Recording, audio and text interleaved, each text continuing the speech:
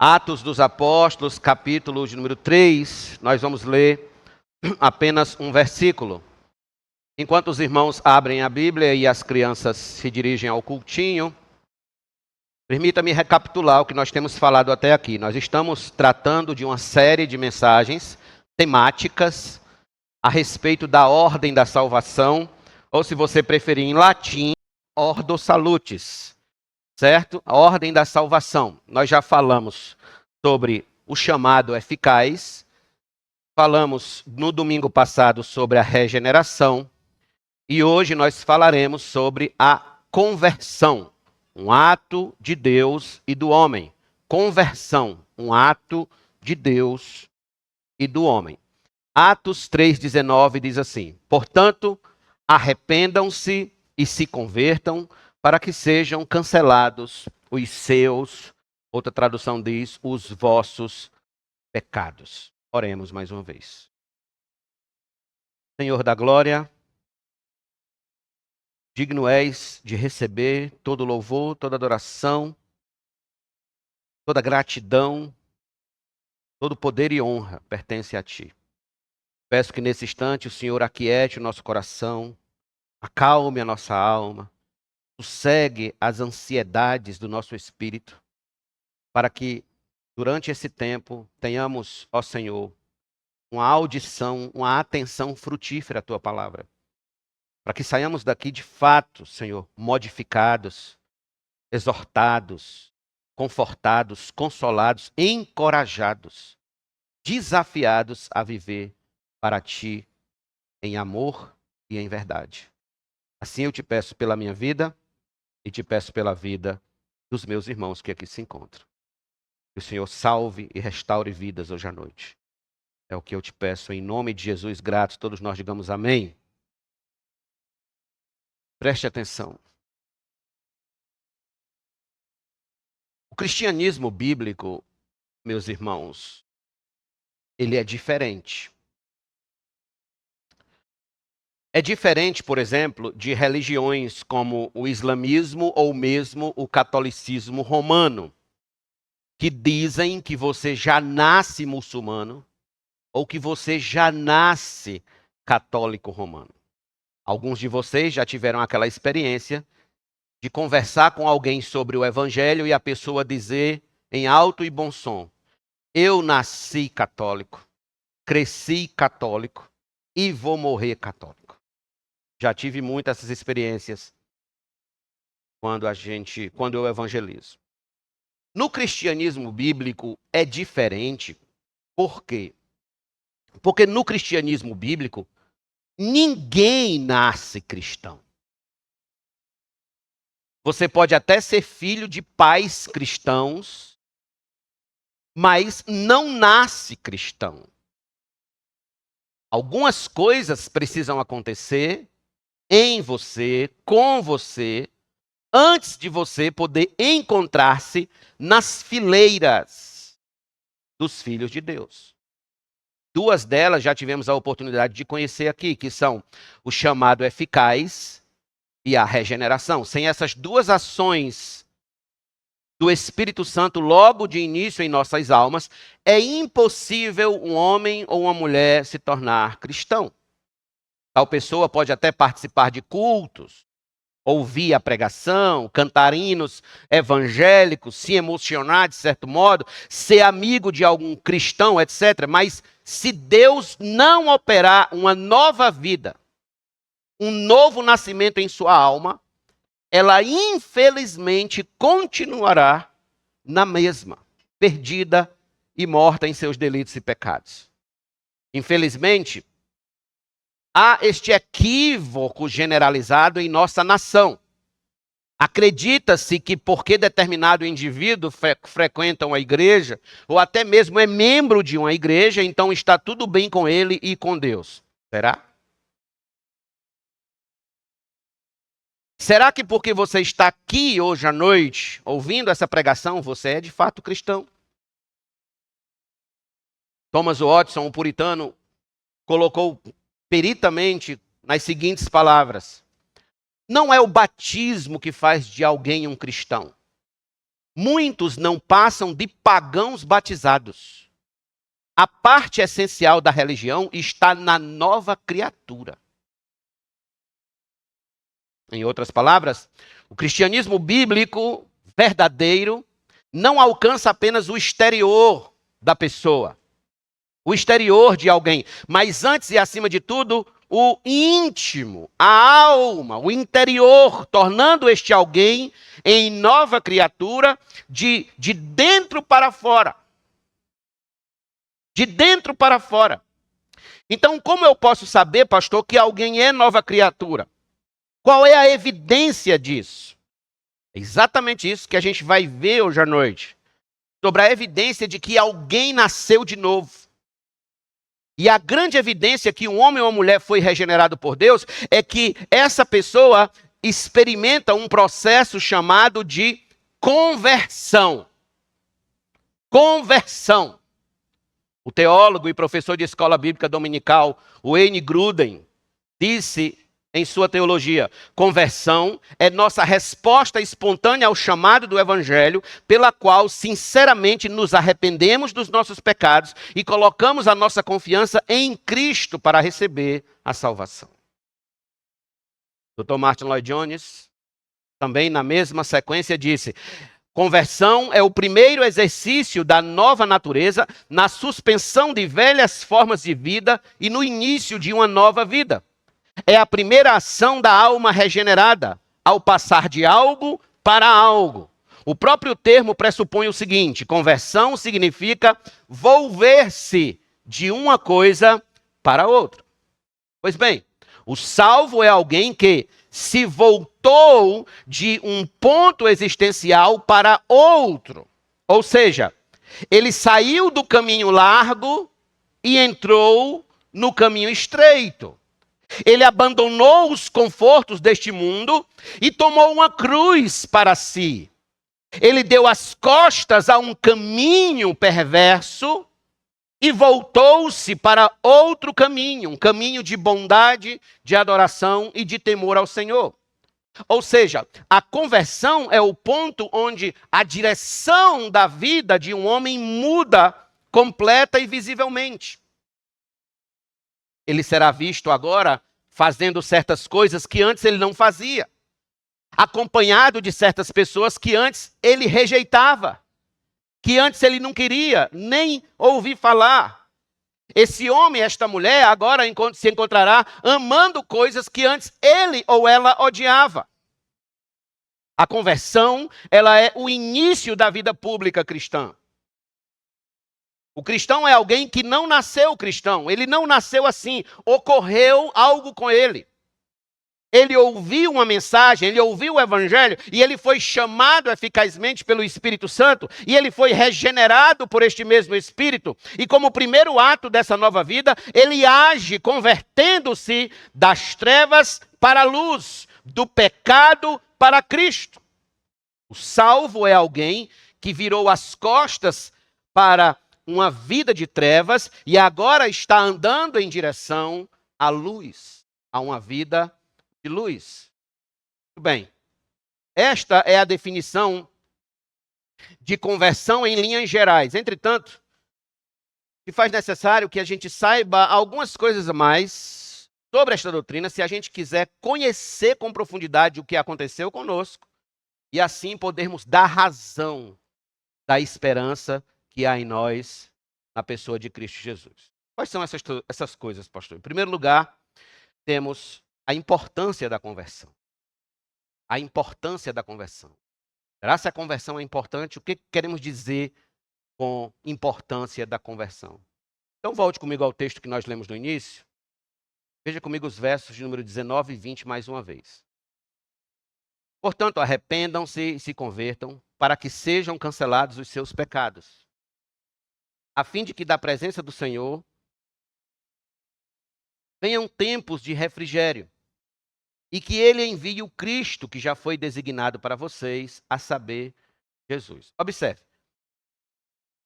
Deixa eu trazer para vocês o contexto desse texto. O apóstolo Pedro tinha acabado de ser usado por Deus para operar um milagre num homem coxo de nascença que pedia esmola na entrada do templo. Como ele viu que uma multidão se juntou a eles, esta multidão estava maravilhada com o que aconteceu, com o milagre. Então ele aproveitou a oportunidade e começou a pregar para ela, para aquela multidão. E começou a falar o porquê aquele milagre fora possível naquele homem. Ou seja, ele passou a anunciar que foi por causa de Jesus Cristo, a quem eles crucificaram, que o milagre fora possível. E por serem culpados da morte de nosso Senhor, eles precisavam se arrepender e se converter dos seus pecados, para que estes pecados fossem cancelados. Cancelados. Perdoados. E junto a isso, eles tivessem exatamente o que nós vimos no final do versículo 20, um tempo de refrigério na consciência. Um tempo de refrigério na alma. E que a eles fosse enviado o Salvador. Perceba, a importância da conversão estava exatamente aqui. Sair desse estado de condenados e ir para o estado de salvos em Cristo Jesus. Enquanto eles não fizessem isso, enquanto não voltassem as costas para esse estado de pecado, eles permaneceriam culpados e condenados. O que ocorre na conversão é que o salvo, ele se coloca numa nova direção com Deus. Ele andava culpado, agora ele anda perdoado. Ele andava errante em seu pecado e agora ele se converte, dá as costas a esse caminho de pecado e volta-se para andar para aquele que pode, de fato, trazer refrigério de consciência à sua alma. Vocês lembram do filho pródigo? Ele estava vivendo numa condição miserável na terra distante para onde ele foi ao sair da casa de seu pai. Então, certo momento, tomado de culpa na sua consciência, com uma consciência pesada, com uma consciência marcada pelo pecado, pela falha de desobedecer o pai e a mãe, pelo erro, o texto diz que ele olhou para si, o texto diz assim, caindo em si, ele disse, vou me levantar e vou ter com o meu pai. Isso é se converter. É reconhecer que é culpado e condenado. E buscar salvação dali em diante em Cristo Jesus. Buscar salvação onde se pode encontrar refrigério para a alma. Meu amigo, uma vida de pecado, uma vida constante de pecado, é sempre uma vida de inquietação de consciência. Você tem sempre aquela sensação terrível de que está devendo alguma coisa o tempo todo, de que está sendo caçado. Sua consciência nunca sossega, nunca repousa. Há sempre um clima tenso no ar dentro da sua alma, porque você está vivendo uma vida de constante pecado. Mas quando você se converte a Cristo, confessa seus pecados, se arrepende dos seus pecados, e você então é perdoado, tem esses pecados cancelados, aí você recebe o refrigério na sua consciência. Entendendo que a última pessoa no universo que poderia lhe condenar, não lhe condenará mais.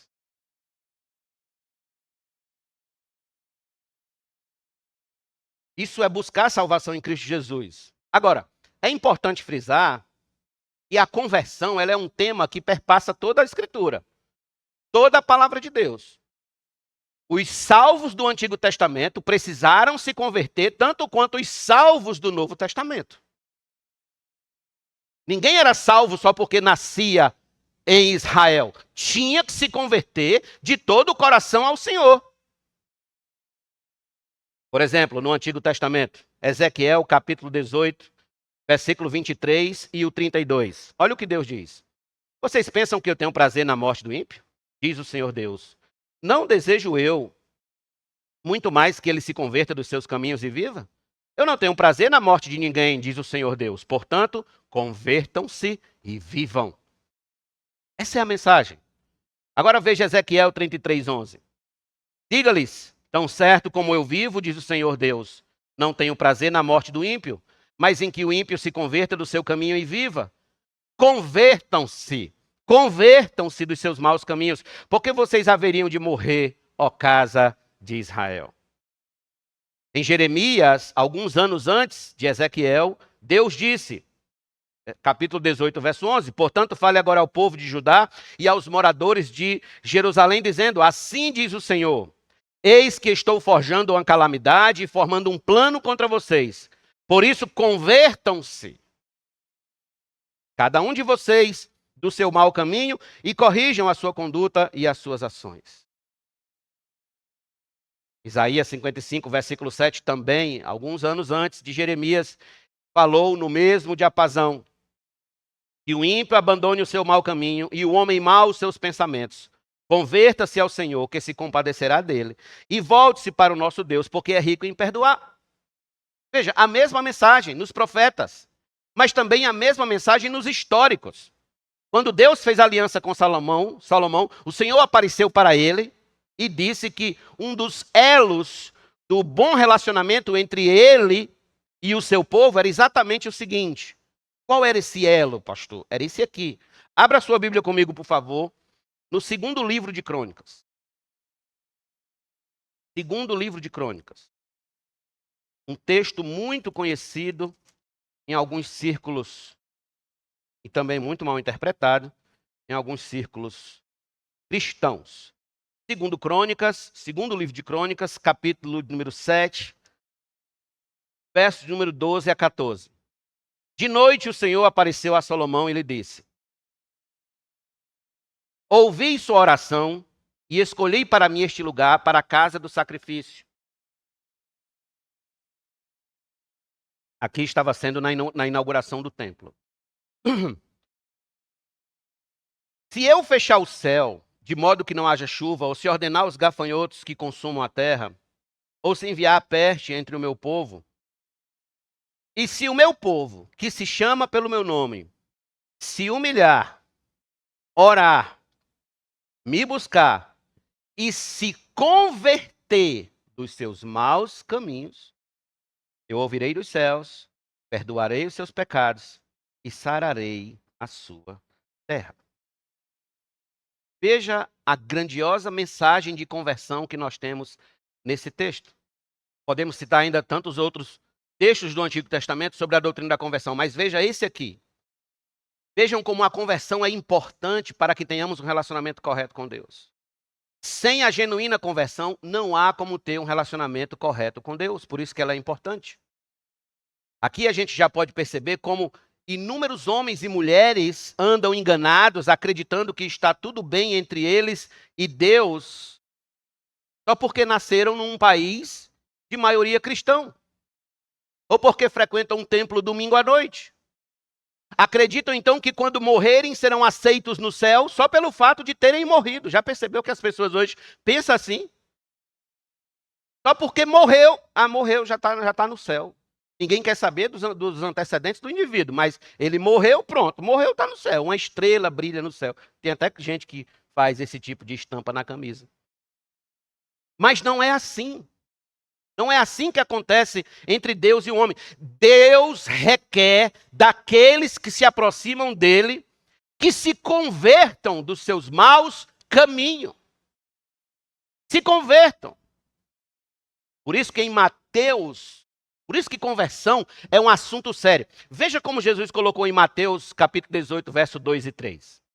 E Jesus, chamando uma criança, colocou-a no meio deles e disse, em verdade lhes digo, se vocês não se converterem e não se tornarem como crianças, de maneira nenhuma entrarão no reino dos céus. Ora, nosso Senhor foi magistral aqui. Ele deixou claro que se um homem quiser entrar no reino de Deus, ele precisa voltar-se da posição de adulto, orgulhoso, cheio de si, dono do seu próprio nariz, seguindo para uma direção errada, e passe a viver humildemente como uma criança. Que não sabe de nada. Em outras palavras, eis aqui a razão porque os homens desse mundo acham o cristianismo uma religião tão ridícula. Acham o cristianismo uma mensagem tão retrógrada. Eles dizem, como vamos descer do alto da nossa intelectualidade para viver como crianças. Como podemos? O que faremos com os nossos filósofos? O que faremos com a nossa carga intelectual? O que faremos com toda a nossa tecnologia? O que faremos com tudo o que temos até hoje? Do que adianta tudo isso? Como é que eu vou abandonar tudo isso e viver como uma criança? É assim que o homem moderno pensa. Entretanto, o que eles não entendem? Que, primeiro, eles não podem fazer-se cristãos. A menos que Deus os faça nascer de novo, os regenere, os chame eficazmente. Então eles serão cristãos. E em segundo lugar, que converter-se é exatamente tornar-se como uma criança, que precisa aprender tudo sobre a nova vida. Tudo sobre a nova vida. Eles precisam aprender tudo sobre este novo caminho, voltar as costas ao pecado da soberba intelectual e voltar-se para Cristo. Irmãos, eu me surpreendo às vezes quando eu converso com certos novos convertidos, com certos jovens que são cheios de si, cheios de soberba intelectual, quanto à vida cristã, quanto teologia, quanto isso e quanto aquilo. Esqueceram do princípio de ser como uma criança, de ter a humildade de estar aprendendo sempre, de estar conhecendo o caminho de Deus. Porque a conversão, ela é literalmente mudar de rumo espiritual. É dar as costas e voltar-se para um novo destino. Um novo rumo em Cristo Jesus. Sem isso, não há amizade alguma com Deus. Quer seja jovem, velho, idoso, meia-idade, criança, seja lá o que for, não importa. Sem conversão, não há amizade alguma com Deus. Sem se tornar como uma criança. E essa mudança de rumo, ela é composta por dois elementos essenciais. Nós vamos desenvolvê-los a partir do próximo domingo, mas a princípio é necessário dizer que esses dois elementos são os conteúdos iniciais, os componentes iniciais da conversão. Quais são, pastor? Arrependimento e fé. Arrependimento e fé. Numa linguagem simples, não existe conversão verdadeira se não houver arrependimento dos pecados e fé em Jesus Cristo como Senhor e Salvador. Não há. Eles são o conteúdo que evidenciam inicialmente a verdadeira conversão. Sem arrependimento e fé não há conversão. Quando o apóstolo Paulo se despedia dos presbíteros na cidade de Éfeso, Paulo disse as seguintes palavras. Abra sua Bíblia comigo em Atos, capítulo número 20, por favor. Atos 20. Verso de número 20 e 21.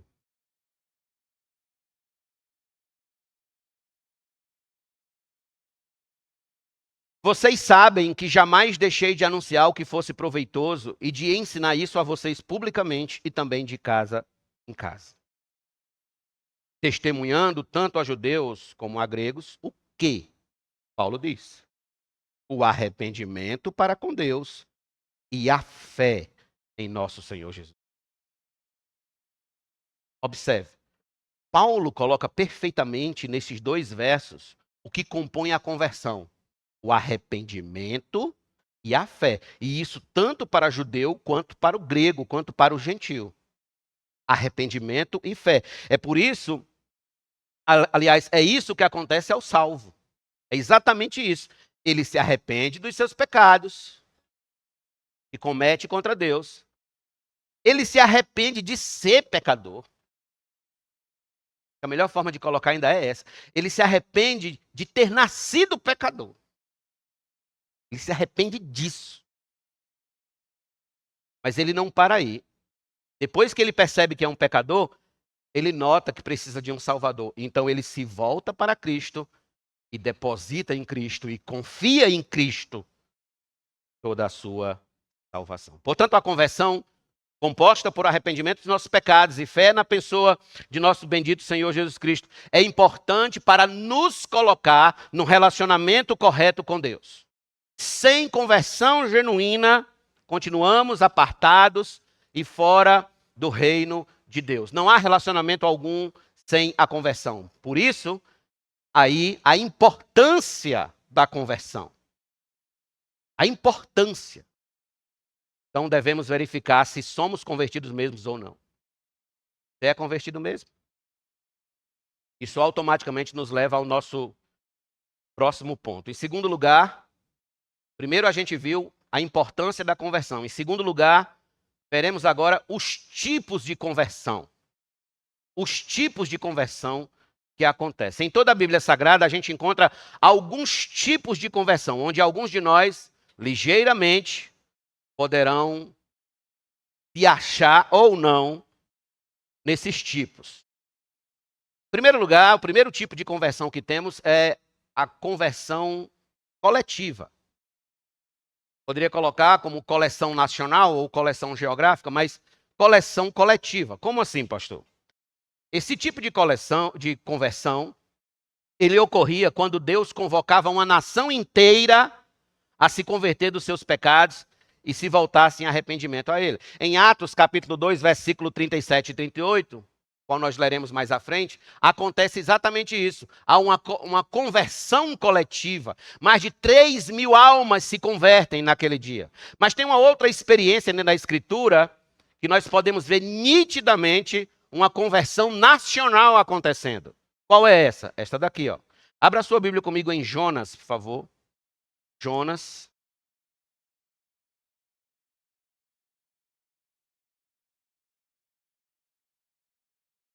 Jonas.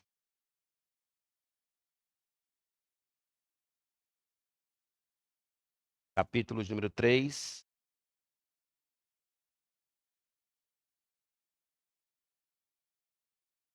Verso número 1.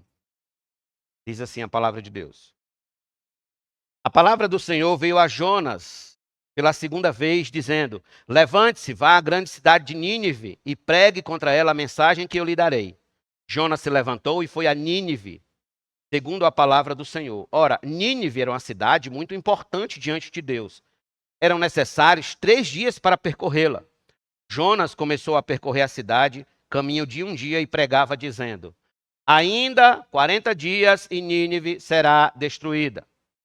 Os ninivitas creram em Deus, proclamaram jejum e vestiram roupa feita de pano de saco, desde o maior até o menor. Quando esta notícia chegou ao rei de Nínive, ele se levantou do seu trono, tirou os trajes reais, cobriu-se de pano de saco e sentou-se sobre cinzas, e mandou proclamar e divulgar em Nínive o seguinte: por mandado do rei e dos seus nobres, ninguém, nem mesmo os animais, bois e ovelhas, pode comer coisa alguma. Não lhes deem pasto, nem deixem que bebam água. Todos devem ser cobertos de pano de saco, tanto as pessoas como os animais. Então clamarão fortemente a Deus e se converterão, cada um do seu mau caminho e da violência que há nas suas mãos. Quem sabe? Talvez Deus se volte e mude de ideia, e então se afaste do furor da sua ira, para que não pereçamos. Deus viu o que fizeram, como se converteram do seu mau caminho, e Deus mudou de ideia quanto ao mal que tinha dito que eles faria e não fez. No versículo 10 aqui, a melhor tradução que nós temos: Deus mudou de ideia. A outra tradução diz: Deus se arrependeu. Fica muito complicada a ideia do arrependimento de Deus, mas essa é a perspectiva, a melhor perspectiva de tradução. Deus mudou de ideia. A ira do Senhor estava para ser derramada sobre aquele povo, despejada naquele povo, mas eles creram no Senhor, se converteram e Deus os perdoou. Existe um fato ainda ocorrido no século XX, que é o avivamento nas Ilhas Fiji. Anotem isso e procurem na internet.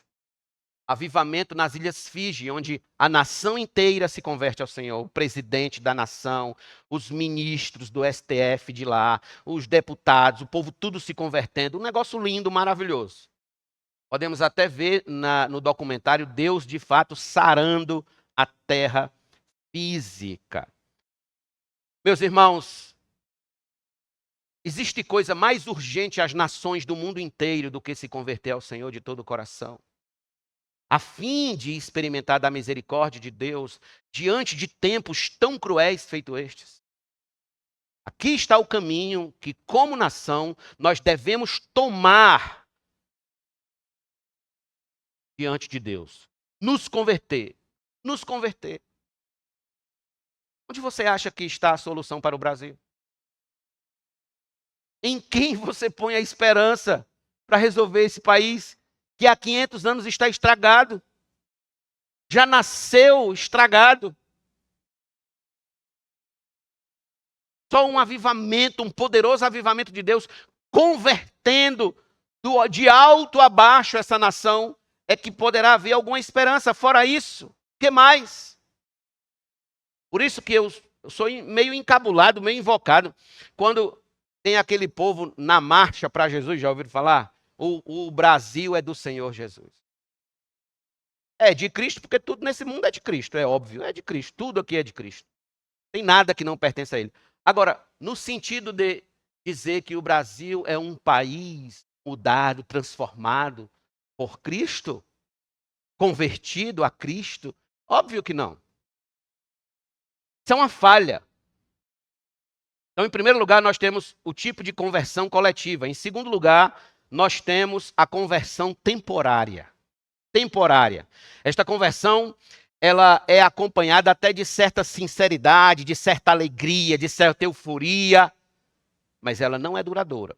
Por exemplo, em Lucas 8,13 está escrito sobre a parábola do semeador: os que estão sobre a pedra são os que, ouvindo a palavra, a recebem com alegria. Estes não têm raiz, creem apenas por algum tempo, e na hora da provação se desviam. Na hora da provação se desviam. Ou seja, Jesus está dizendo que há sim um tipo de pessoa que recebe o evangelho, entra na igreja, até se alegra, mas quando chega a provação, corre. Foge. Quando chega o dia mau, as noites escuras da alma, elas se afastam. Na verdade, apesar da sinceridade, em essência, esta conversão é falsa, é enganosa, é bijuteria. O que significa, então, o fato de muitos abandonarem a fé? O que significa o fato de hoje você conversar com, de 10 pessoas que você conversa, 5 ou 6 já foram de alguma igreja evangélica? Já tiveram uma experiência em alguma igreja evangélica? O que significa isso, pastor? Ora, significa o que está escrito na palavra de Deus. 1 João capítulo 2, versículo 19. Eles saíram do nosso meio, mas não eram dos nossos. Porque se tivessem sido dos nossos, teriam permanecido conosco. Mas eles se foram para que ficasse manifesto que nenhum deles é dos nossos. Nenhum deles. É óbvio que o contexto de João aqui era o contexto de falsos mestres, mas esses falsos mestres exatamente saíram da igreja, saíram do meio cristão, se desviaram. Aqui está a grande questão, irmãos. O apóstata, o desviado, que morre em seu abandono da fé, ele não pertence de fato a Cristo. Ele até recebe o evangelho com alegria, mas apenas por certo tempo. Certo tempo. Vindo logo em seguida desviar-se total e absolutamente, porque a sua conversão é temporária, é falsa, é bijuteria. Aí eu pergunto, será que sua conversão não é apenas temporária? Será que sua conversão não é apenas fogo de palha? Será que sua conversão não é apenas domingueira? Quem é você na segunda-feira? Quem é você na sua semana, no trabalho, nos seus negócios, na sua vida familiar, no seu casamento? Quem é você? Quando vem as provações da vida, você pensa em abandonar a Cristo, abandonar a fé, abandonar a igreja, acabar com essa história de não vou mais ser crente. É conversão temporária. Em terceiro lugar, nós temos a conversão simulada. Essa é a mais perigosa, irmãos. É a mais perigosa. E vocês vão dar razão. Porque ela parece com a temporária. Ela parece com a temporária. Mas ela tem um elemento mais sórdido. Ela vem acompanhada de interesse próprio, de interesse mundano, de um interesse terreno e materialista. Ela é a mais perigosa de todas as artimanhas. E nós temos exemplos na Bíblia Sagrada. Vamos lá. Atos, capítulo número 8, por favor. Poderia citar também Atos, capítulo número 5, mas vamos para Atos, capítulo número 8. É um texto um tanto extenso, porém necessário para que a gente entenda a ideia de uma conversão simulada.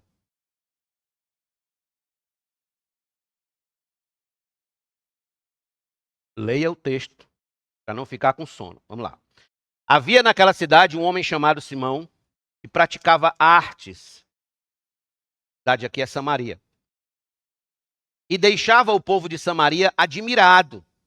Dizia-se alguém muito importante, e todos lhe davam ouvidos, do menor ao maior, dizendo: este homem é o poder de Deus, chamado o grande poder.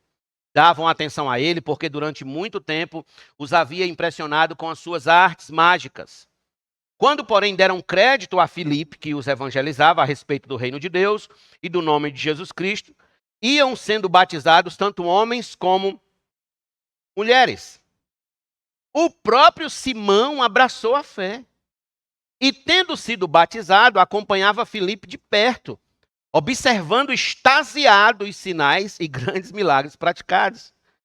Quando os apóstolos que estavam em Jerusalém ouviram que o povo de Samaria tinha recebido a palavra de Deus, enviaram-lhes Pedro e João. Chegando ali, oraram por eles para que recebessem o Espírito Santo, pois o Espírito ainda não havia descido sobre nenhum deles. Tinham apenas sido batizados em nome do Senhor Jesus.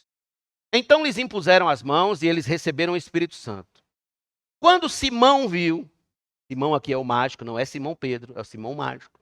Quando Simão viu que pelo fato de os apóstolos imporem as mãos era concedido o Espírito Santo, ofereceu-lhes dinheiro. É daqui de onde vem aquela prática chamada de simonia. Simonia vem exatamente de Simão o mágico, querer comprar os dons de Deus com dinheiro, simonia.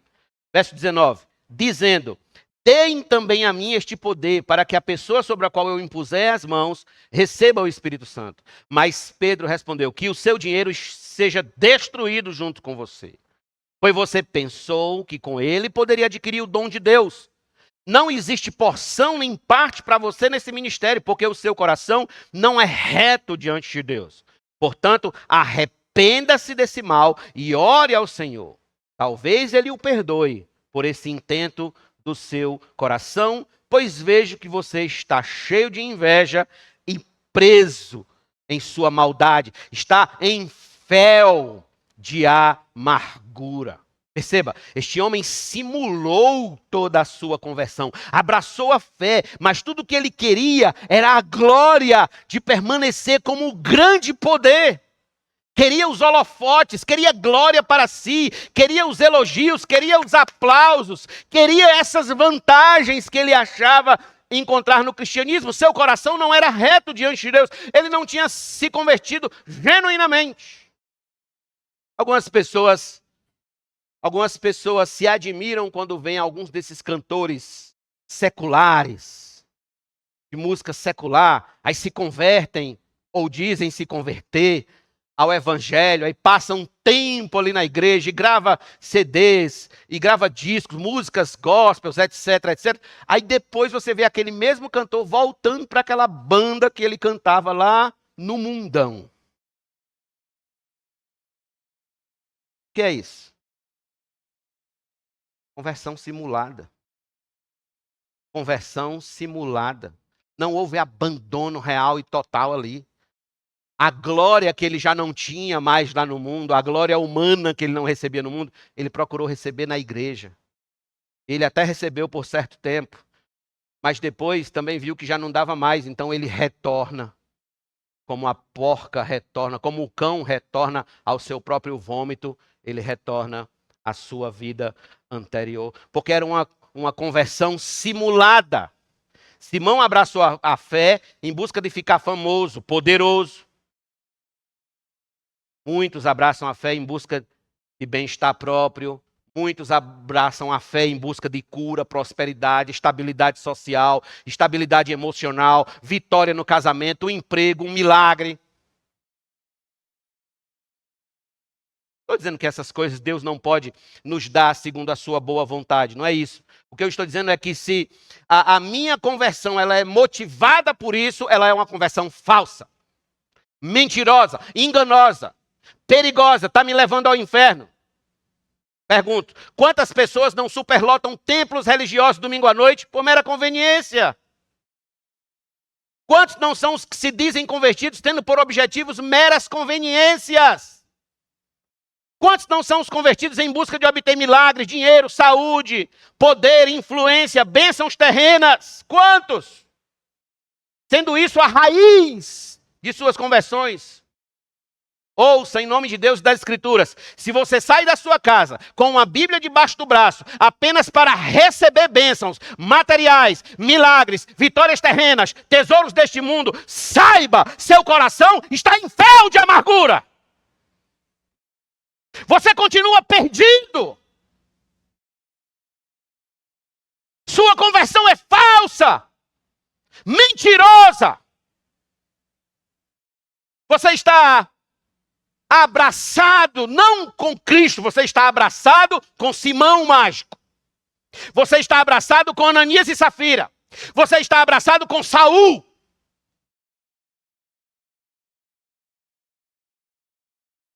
Eis aqui, irmãos, a resposta, porque o IBGE diz que temos mais de 60 milhões de evangélicos no Brasil. 60 milhões de evangélicos no Brasil. Então as pessoas dizem, pastor, o Brasil é do Senhor Jesus. Veja, 60 milhões.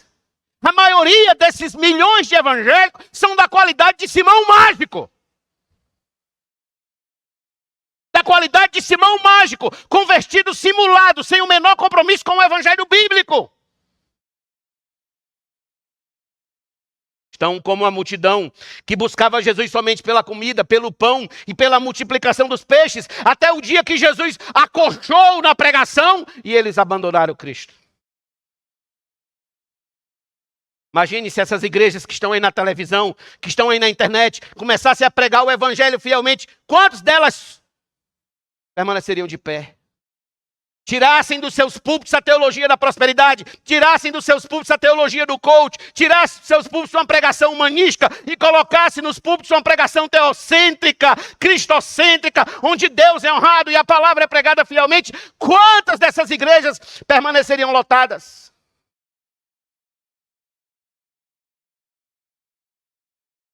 Uma igreja séria, numa igreja séria, conversão simulada não tem vida longa. Salmo 1. Porque o ímpio não permanecerá na congregação dos justos. Não permanece. Pode vir por um tempo, pode achar bonito, pode achar até legal, faz algo, mas não permanece. Não vai aguentar. Meu amigo, talvez você até hoje viveu uma conversão simulada. Movido a conveniências terrenas, mundanas, particulares, meramente carnais, mas ainda dá tempo de arrepender-se disso. Como Pedro disse a Simão Mágico, arrependa-se. Quem sabe Jesus tenha misericórdia de você. Quem sabe jovem, quem sabe homem, quem sabe mulher. Ainda dá tempo de converter. Analise seu coração. E veja por quais motivos você veio hoje à noite aqui. Veja por quais motivos você serve a Deus. Porque no fim das contas, é isso que nos distingue do Simão Mágico para o Simão Pedro. Eu pergunto, em termos de conversão, você é o Simão Mágico ou você é o Simão Pedro? Então nós vimos agora os tipos de conversão, vimos 3 e tem o último, a conversão verdadeira. Ou seja, nós temos centenas e centenas, tanto no Antigo quanto no Novo Testamento, de conversões verdadeiras. Exemplos. Um exemplo desses, por exemplo, está em 2 Crônicas, capítulo 33, do verso 10 ao 13, que diz assim, acredito que esteja aqui, pronto. O Senhor falou a Manassés e ao seu povo, porém não lhe deram ouvidos. Por isso o Senhor trouxe sobre eles o comandante do exército do rei da Síria, que prenderam Manassés com ganchos, amarraram-no com correntes e o levaram para a Babilônia. Ele, angustiado, suplicou ao Senhor seu Deus e muito se humilhou diante do Deus de seus pais. Orou ao Senhor e o Senhor se tornou favorável para com ele, atendeu-lhe a súplica e o fez voltar para Jerusalém ao seu reino. Então Manassés reconheceu que o Senhor é Deus.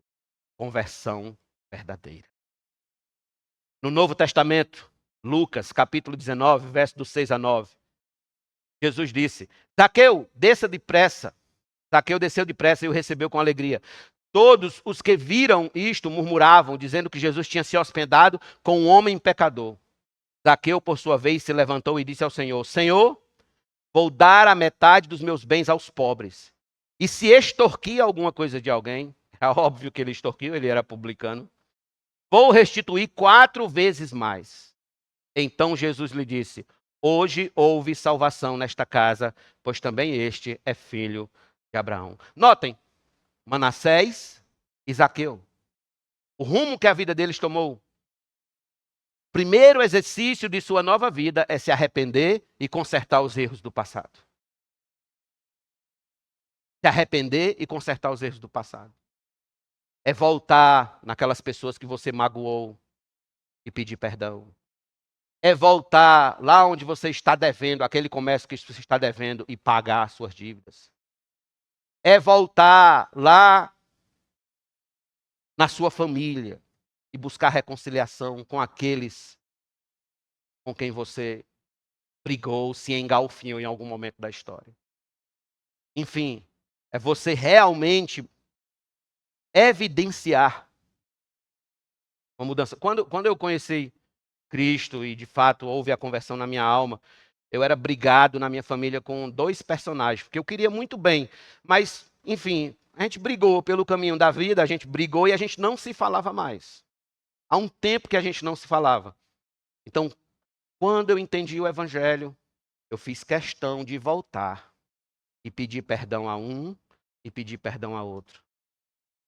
E eles se tornaram grandiosos amigos dentro da minha família. Não só familiares, mas grandiosos amigos dentro da minha família.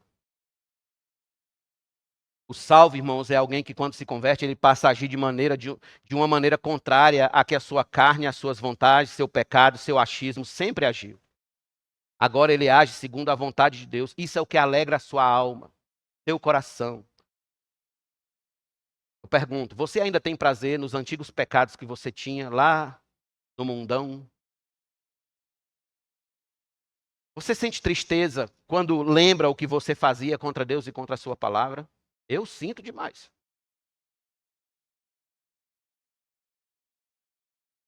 Em uma de suas cartas, o apóstolo Paulo deixou bem claro como é que essa conversão funciona na prática diária da vida, na prática do dia a dia, de um homem ou uma mulher que se diz se converter de verdade.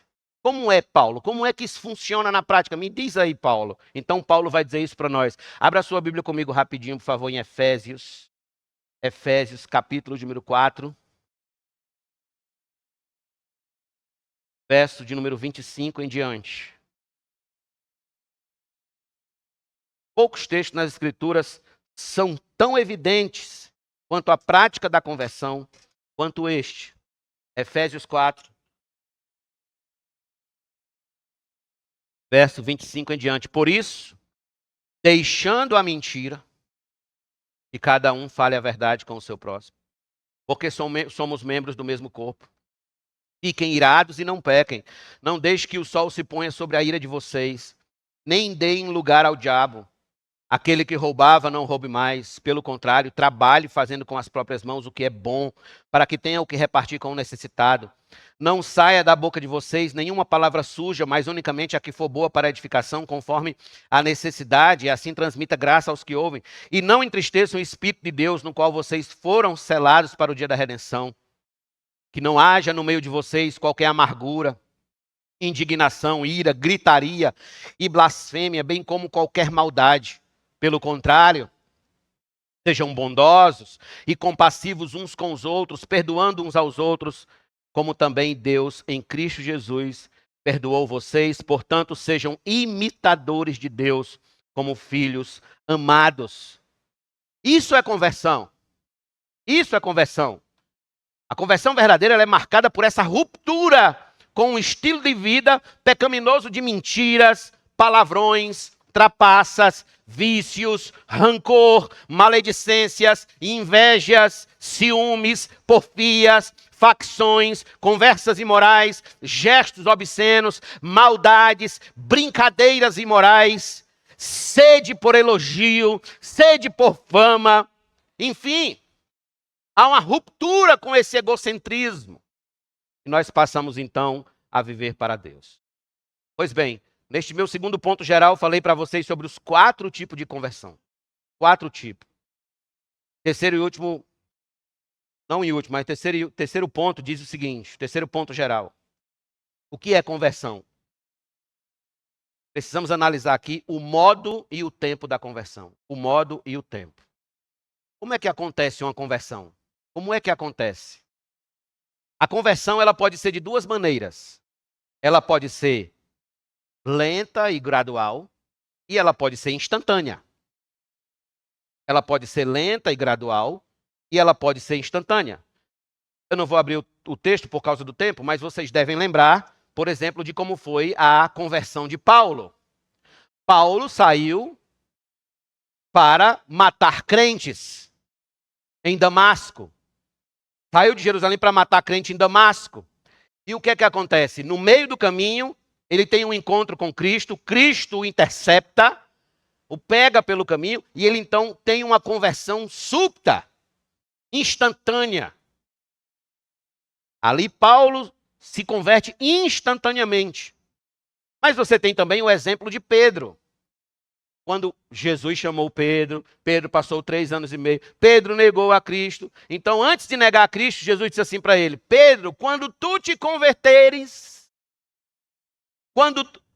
cuida dos teus irmãos, apacenta os teus irmãos. Quando tu te converteres, ou seja, Pedro veio ouvindo o evangelho, por 3 anos e meio, ele viu o evangelho na cruz, ele viu a cruz de Cristo com o evangelho, que é o próprio Cristo. Então, ele se converteu de fato e de verdade. Então, nós temos o modo gradual. Por exemplo, aqueles que nasceram em lares de pais cristãos. Esses comumente experimentam uma conversão gradual. Porque eles vão ouvindo a palavra desde a infância. Fundamento bíblico. Timóteo. Timóteo foi ensinado desde criança por sua avó, Lloyd, e sua mãe, Eunice. Paulo diz que desde criança ele ouviu as sagradas letras. Então chegou o dia que de fato ele se arrependeu dos seus pecados e colocou fé em Jesus Cristo. Irmãos, que maravilha é a palavra de Deus. Ela tem resposta para absolutamente tudo. E esta deve ser a esperança de pais crentes. Como assim, pastor? Que o Senhor use de misericórdia para com nossos filhos e os salve no devido tempo. Mas até lá, ouça isso, pai e mãe, você tem a missão, avô e vó que está aqui, você tem a missão de ensinar as escrituras a seu filho, a seus filhos e a seus netos. Vocês têm a missão dada por Deus. Aí no devido tempo, se assim o Senhor o quiser, o Senhor converterá o coração deles. Outro detalhe importante a respeito do modo da conversão é, pastor, qual é a idade certa para se converter? Qual é a idade certa? Os psicólogos dizem que a conversão religiosa comumente acontece entre os 10 e os 25 anos de idade. Os 10 e os 25 anos de idade. No entanto, permita-me dizer-lhes que isso é uma falácia. Isso é uma mentira, é um engano, não tem nada a ver isso. Não condiz com a Bíblia. As Escrituras não estabelecem idade para a conversão. Não estabelece. Deus salva crianças, jovens, adolescentes, homens, mulheres, idosos, etc. Tudo é de acordo com a soberania dele, não conforme a ciência do entendimento humano. Vocês devem lembrar, por exemplo, de Samuel. Quando Deus chamou Samuel? Ele ainda era uma criança. Samuel se converteu ainda criança. E nós temos vários e vários exemplos dentro da palavra de Deus sobre essa ideia de que existe a idade ideal. Não é verdade. Para mostrar dentro da palavra de Deus as conversões que aconteceram. Então, em quarto e último lugar, meu quarto e último ponto geral, agora sim, conversão é um ato de Deus e um ato do homem. A conversão é um ato de Deus e um ato do homem. Como assim, pastor? Volte comigo agora, por favor, a Atos dos Apóstolos, capítulo 3, e veja, por favor, o verso de número 19. Portanto, arrependam-se e se convertam, para que sejam cancelados os seus pecados. A palavra se convertam aqui está no modo imperativo. Ela é uma ordem para a ação. O que, em outras palavras, é algo que você também pode fazer, pode participar, se já experimentou as ações anteriores a esta. Ok? Na regeneração, como eu falei no domingo passado, e no chamado eficaz, o cristão ele é totalmente passivo. Totalmente passivo. Por quê? Porque ele está morto. Ele precisa de vida. Isso é conhecido como monergismo na teologia. Monergismo, ou seja, quando somente uma força age. Porém, na conversão, o crente ele é ativo também. E isso é conhecido como sinergismo, quando duas forças operam juntas com o mesmo objetivo, com o mesmo fim. Agora, é importante frisar que na conversão o homem coopera com Deus, mas não é o autor da conversão. Ele coopera, mas não é o autor. Deus é o autor da conversão. Toda a salvação começa com Deus e termina com Deus. Em outras palavras, a conversão é quando o homem reage diante de Deus com o arrependimento e a fé que o próprio Deus lhe dá para ser salvo. Vou repetir isso aqui para deixar bem amarradinho na cabeça de vocês e vocês não caírem no engano da testemunha de Jeová. Conversão é quando o homem reage. Imagine a seguinte figura. É quando o morto se levanta do caixão porque Deus lhe deu vida. Deus deu vida a morto. Mas o morto precisa se levantar. E ele vai se levantar com a vida e a força que Deus lhe deu. Ficou claro? E essa vida e essa força é exatamente o quê? O arrependimento e a fé. Por isso que a salvação começa com Deus, continua com Deus, termina com Deus. Louvado seja Deus. Abraham Kuyper, primeiro-ministro holandês, foi pastor também. Ele diz que a palavra veterotestamentária shub, que significa voltar atrás, converter-se, ocorre 74 vezes como descrição da volta do homem a Deus, mas só 5 vezes como designando a conversão como obra de Deus. Ele observa também que no Novo Testamento as palavras para a conversão são usadas 26 vezes em relação à atividade humana, à resposta humana, mas só 2 ou 3 vezes para indicar a conversão como obra de Deus. Ou seja, há uma ênfase das Escrituras da ação humana na conversão. Há uma ênfase, mostrando que é algo que o homem que foi regenerado pode e deve fazer para entrar no reino de Deus. Em Filipenses, capítulo 2, versículo 3, está escrito: porque Deus é quem efetua em vocês tanto o querer como o realizar segundo a sua boa vontade. Em Lamentações 5, 21, Jeremias orou dizendo: converte-nos a ti e seremos convertidos. Renova os nossos dias como antigamente.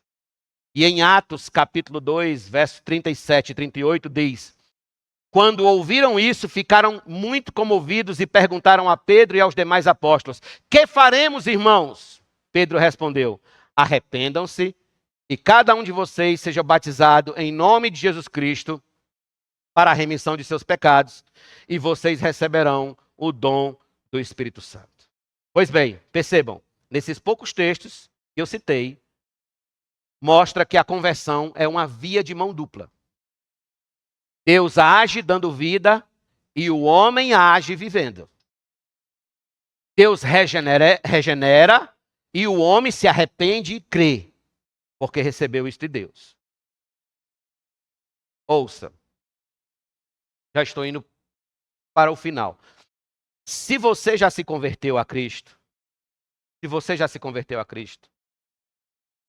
você tem motivos grandiosos para celebrar com alegria este acontecimento.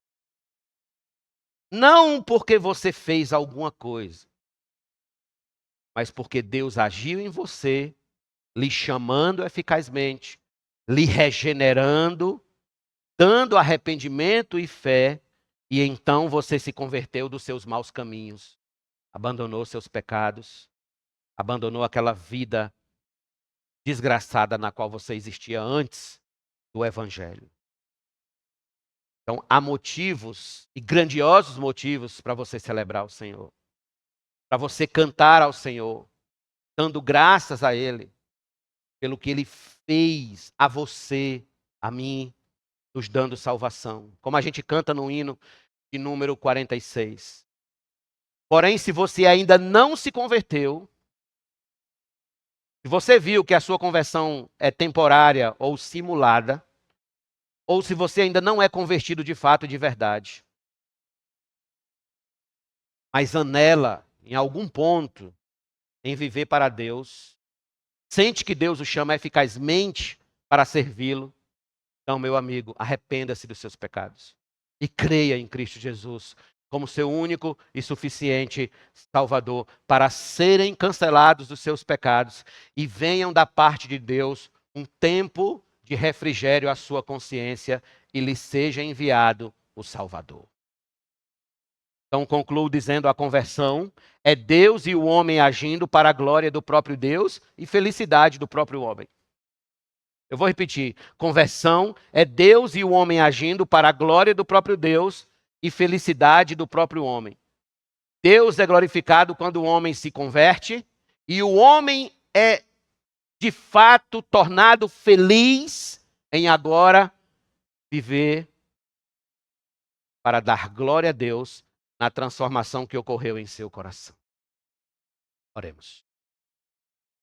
Querido Deus e Pai, te dou graças, Senhor, porque deixados a nós mesmos, entregues a nós mesmos, não viríamos jamais a um ambiente de culto para ouvir a tua palavra. Por alguma razão eterna, alguma razão a qual entenderemos na eternidade, se assim o Senhor nos permitir, saberemos por que o Senhor moveu o nosso coração até ti. O que podemos fazer, ó Deus, é responder isso em gratidão, dizendo muito obrigado. Muito obrigado, Senhor. Porque com certeza há muitas pessoas aí fora melhores do que nós em muitos aspectos. E o Senhor nos amou de tal maneira, que nos deu o teu Filho, ó Deus, para que não morrêssemos em condenação, mas para que fôssemos salvos por Ele, salvos da tua ira eterna. E assim possamos viver para a tua honra e glória.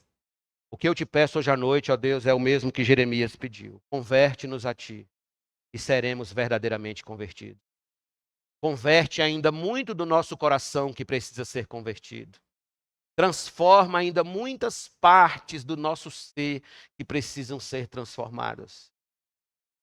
Vem, Senhor Deus, poderosamente em nossas almas e nos liberta cada dia mais de nós mesmos, do nosso pecado, da nossa natureza carnal, dos nossos desejos que vão de encontro aos teus, dos valores que ainda alimentamos que vão de encontro aos teus, da negligência espiritual, Senhor, da fraqueza na fé, do desânimo espiritual. Senhor, aviva-nos. Aviva-nos, ó Deus. Converte-nos a Ti poderosamente. Vem sobre nós, Senhor, e faz com que andemos em Tua presença cada dia mais em novidade de vida. Assim te agradecemos, ó Deus, por Tua benevolência, por Teu beneplácito, por Tua bondade e misericórdia. Permanece conosco, Teu povo. É o que eu te peço. Gratos ao Senhor, todos nós digamos amém. Vamos ficar de pé, vamos cantar o hino de número 46.